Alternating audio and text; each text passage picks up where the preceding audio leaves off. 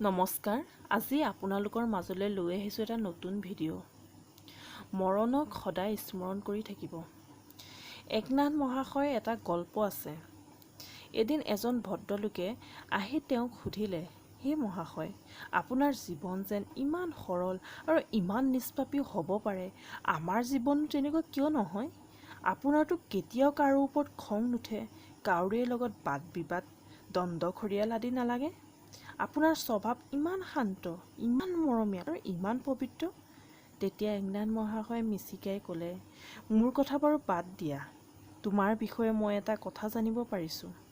আজিৰ পৰা 7 দিনৰ ভিতৰত তোমাৰ মৃত্যু হ'ব। তেতিয়া ভদ্ৰলোকজন লৰি ঢাপৰি গৈ ঘৰ পালেগৈ। কি কৰিব কি নকৰিব বিমুধিত পৰিলে। ইতিমধ্যে তেওঁ বেমাৰত পৰিলে। এই অনুক্ৰমে 6 দিন পাৰ হৈ গ'ল। 7 দিনৰ দিনা একনাথ মহাশয় তেওঁক দেখা কৰিবলৈ আহিল। ভদ্ৰলোকজনে একনাথ মহাশয়ক দেখা পাই প্ৰণাম জনালে। একনাথে সুধিলে, গা কেনেকুৱা পাইছা? তেওঁ ক'লে, সকলো হৈ গৈছে, এতিয়া যাবলৈহে সাজু হৈ আছোঁ। একনাথ মহাশয়ে ভদ্ৰলোকজনক সুধিলে, এই 6 দিনৰ ভিতৰত কিমান পাপ কৰিলা?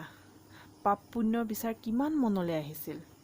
মৃত্যুৰ দুৱাৰদলিত ৰৈ থকা মানুহজনে ক'লে, নাথজী, পাপৰ বিষয়ে ভাবিবলৈ অকণো সময় নাপালোঁ, কেৱল মাত্ৰ মৃত্যুকে ধিয়াই আছিলোঁ। তেতিয়া নাথজীয়ে ক'লে, আমাৰ জীৱন ইমান নিষ্পাপ কেনেকৈ হ'ল তাৰ উত্তৰ এতিয়া পালা নহয়। মৰণক সদায় মনত পেলাই থকাটো পাপৰ পৰা মুক্ত হোৱাৰ উপায়। যদি মৃত্যুক সদায় চকুৰ আগত দেখিয়েই থাকে, তেন্তে মানুহে কিহৰ বলত পাপ কৰিব? ভৱিষ্যতলৈ কি কৰা হ'ব বা কি কৰা নহ'ব এই বিষয়ে জানো আগতে ভাবিব নালাগে? খোজ দিয়াৰ আগতে ভালকৈ ভাবি চিন্তি ল'ব লাগে, নহ'লে ভৰি পিছলি খালতো পৰি যাব পাৰে। যি মুহূৰ্ততে নিজৰ ভুল ধৰা পৰে, তাক সেই মুহূৰ্ততে শুধৰাই পেলাবলৈ যত্ন কৰিব লাগে। ভুল ধৰা পৰাৰ পিছতো জানো তাকেই কৰি থাকিব?